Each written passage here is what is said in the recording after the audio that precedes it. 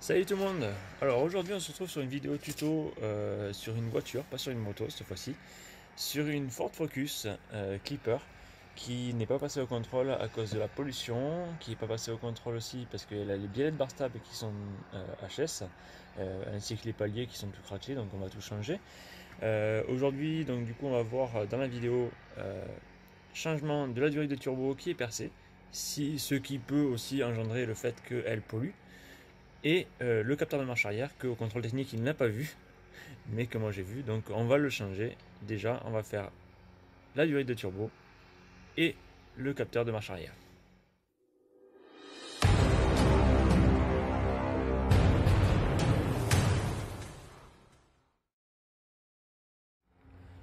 Premièrement on va ouvrir le capot. Alors pour ceux qui ne connaissent pas Ford, pour les Ford de ces années là, cherchez pas la manette pour ouvrir le capot à l'intérieur, elle se trouve ici. Voilà, donc d'abord on tourne une fois à gauche, ça ouvre un petit peu, et hop, on tourne à droite, et là ça déverrouille. Alors là c'est un peu compliqué avec une main, mais c'est faisable. Alors, maintenant on va mettre la tringle de capot. Donc, moteur 1,8 litre 100 chevaux, avec intercouleur. Petit problème, il est ici. En fait, bon, on a essayé de faire une réparation comme ça, histoire que ça passe, mais c'est pas passé. La fuite, elle se fait toujours. Donc on va défaire cette durite, et après, le capteur de marche arrière, il est dessous, sous la batterie, sous le filtre à air, faut tout sortir, et après on y a accès. Donc déjà, on va commencer par la durite qui est ici. Donc il nous faut défaire le petit cache de batterie ici. Voilà. Maintenant, on a accès aux deux colliers qui sont de part en part de la durite, on vient les desserrer.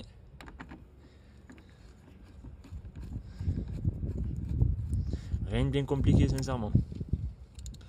Hop.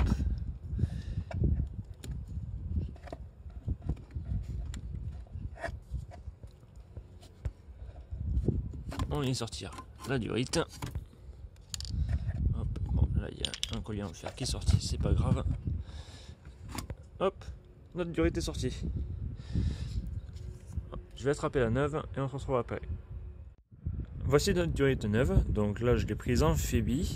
Voilà, donc c'est la même chose que celle-ci, du coup. Voilà, donc maintenant on va pouvoir replacer les colliers sur la durite de part en part et remanchonner la durite. Maintenant que la durite est remise, hop, on va serrer nos colliers. Alors j'ai inversé les colliers exprès pour pouvoir avoir accès tranquillement, même s'il y a le cache batterie qui est posé. Alors, du coup là je serre mes colliers.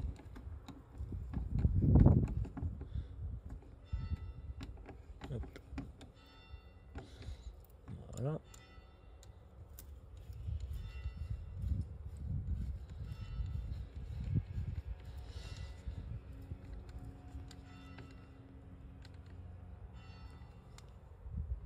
Voilà. Maintenant, on va pouvoir démonter la batterie pour pouvoir accéder au capteur de marche arrière. Alors, du coup, on sort tous les caches. Hop. Alors, elle est aussi pas passée au contrôle technique à cause de l'opacité des phares. Donc ça fera le sujet d'une vidéo plus tard. Donc là, on vient de faire la vis de fraise qui est en bas, totalement au fond, qui tient la sangle, qui tient la batterie. Donc là, on dévisse tout simplement.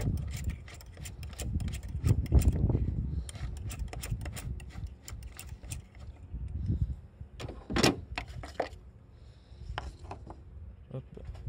On vient défaire les bornes de la batterie. Donc en bas c'était une clé de 13 ici, et ici sur la batterie c'est du 10. Voilà. Donc on déconnecte notre batterie. Voilà. Et on sort la batterie. C'est un peu rouillé tout ça. Ça on fera un petit coup de nettoyage, ça y fera pas de mal. Pareil en bas ici, donc on a deux vis de 13 et Je crois que c'est tout. Ah non, il y en a une autre ici. Donc on desserre.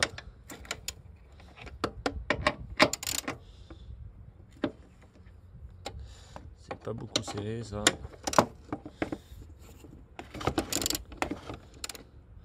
Allez hop.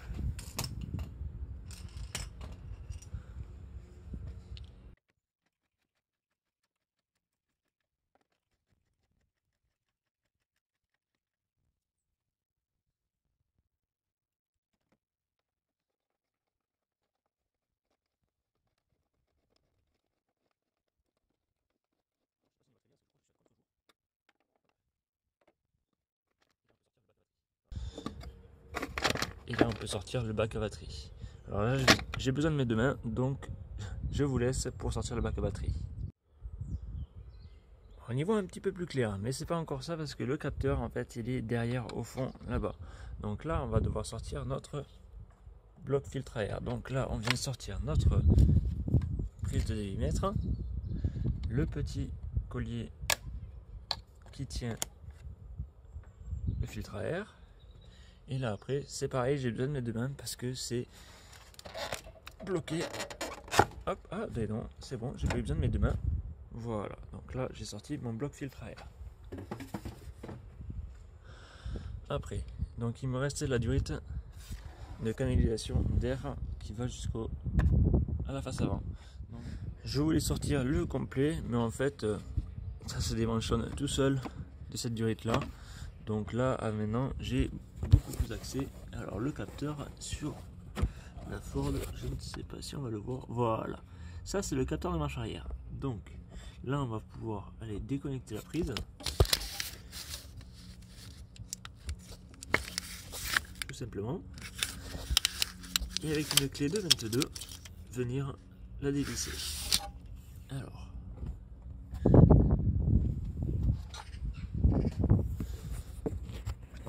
Est-ce que la clé de 22 va pouvoir passer comme il faut sans que ça me gêne? Alors là je suis embuté sur le support moteur. Et là c'est pas facile. Bon, je vais avoir besoin de mes deux mains encore une fois. Je vous pose. J'ai débloqué le capteur. Maintenant je peux le dévisser facilement. L'avantage de ces capteurs qui sont au-dessus de la boîte, il n'y a pas besoin de vidanger la boîte. Certains capteurs, quand on les dévisse, ça vient ouvrir du coup et il y a toute l'huile qui coule. Là c'est un capteur qui est à part complètement. Donc ça on vient de le poser avec les vieilles pièces et on a le nouveau capteur qui est ici. Bon, le moteur n'est pas très propre quand même. Il va falloir faire un petit coup de nettoyage. Donc le nouveau capteur se présente comme ça, c'est la même chose. Et on vient le reposer dans son logement.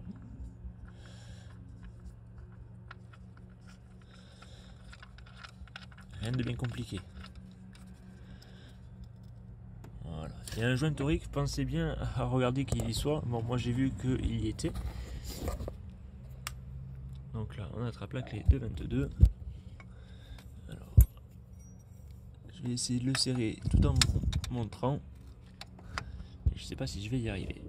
Alors, voilà. C'est pas encore assez. Pas tellement d'espace là-dedans.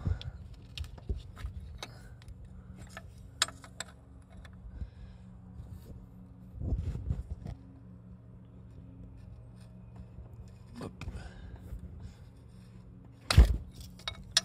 Fail. Alors, si je viens comme ça et que je viens. Voilà. Voilà. De toute façon, il n'y a pas besoin de serrer comme une brute non plus. Il faut serrer, mais modérément. Hein. Faut pas arracher le filet non plus. Voilà, là c'est serré. J'ai plus qu'à reprendre mon connecteur et à le rebrancher. Avec la main. La bonne main, ce sera mieux.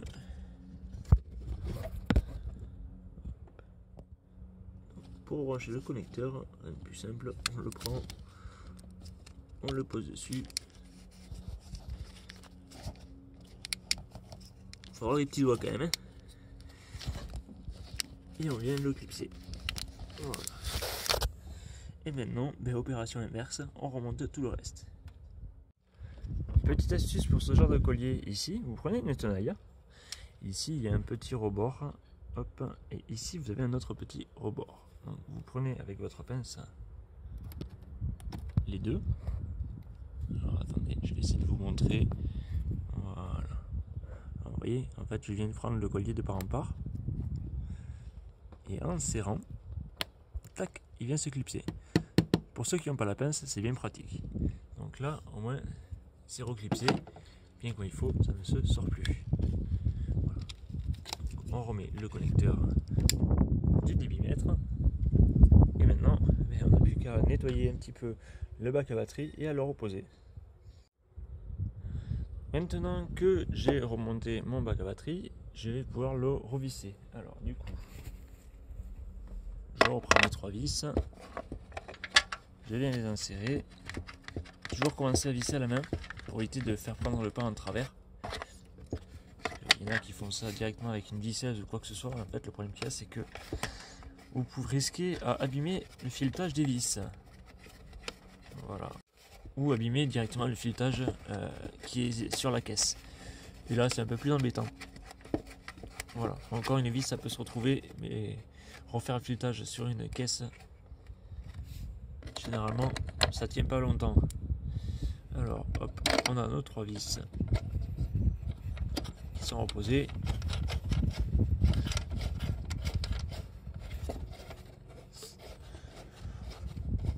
Bon, après, j'ai nettoyé grosso modo, hein. On va pas faire du neuf avec du vieux. Hein.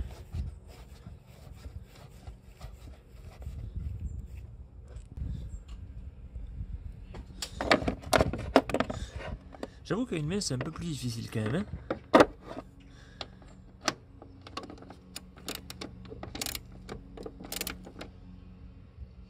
Voilà. Donc là, il va falloir la rallonger pour aller au fond.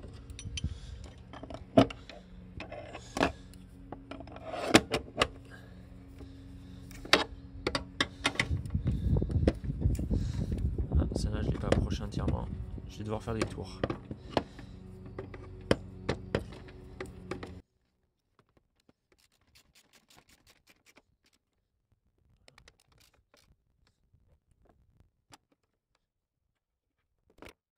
Maintenant que j'ai reconnecté les connecteurs de ma batterie, je peux resserrer. Dans le sens serré, c'est mieux. Voilà.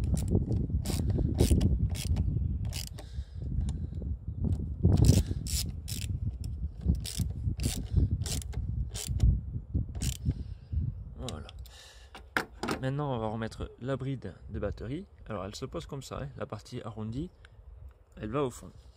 Donc, comme ceci. Hop.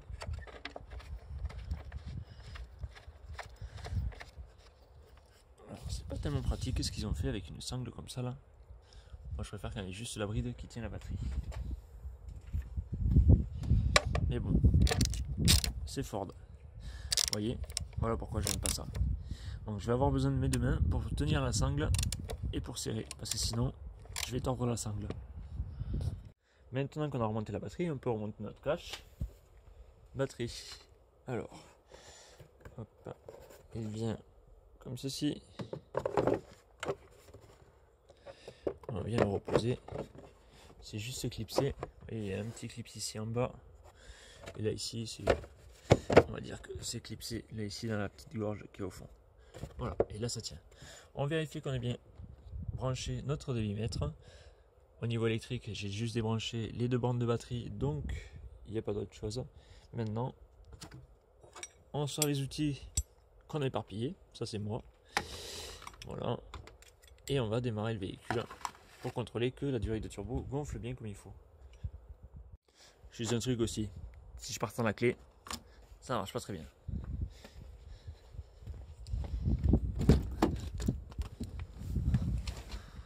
Donc, hop.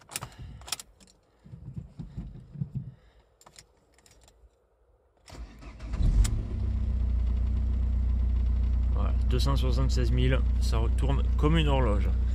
Ça, c'est de la vieille mécanique. et c'est ce qui est le mieux. Et donc là, pas de fuite, hein. Donc c'est bien, très bien. Merci d'avoir regardé cette vidéo. Donc je vous invite à mettre un petit commentaire pour me dire si vous avez aimé ou si vous n'avez pas aimé, ou si vous voulez des détails plus précis sur les véhicules comme ça.